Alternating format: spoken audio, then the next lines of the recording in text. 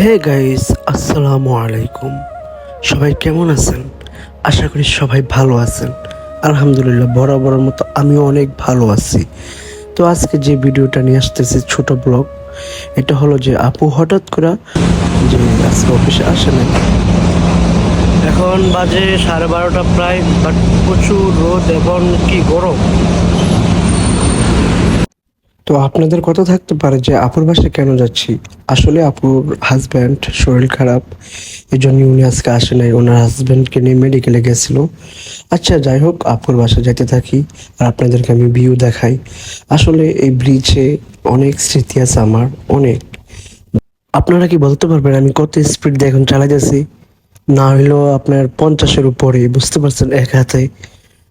তো ওভারঅল যাইতে থাকি আর আপনাদেরকে আমি ভিডিও করে করে দেখাইতেছি, আপনারা দেখতে থাকুন। যদি ভালো হয় তাহলে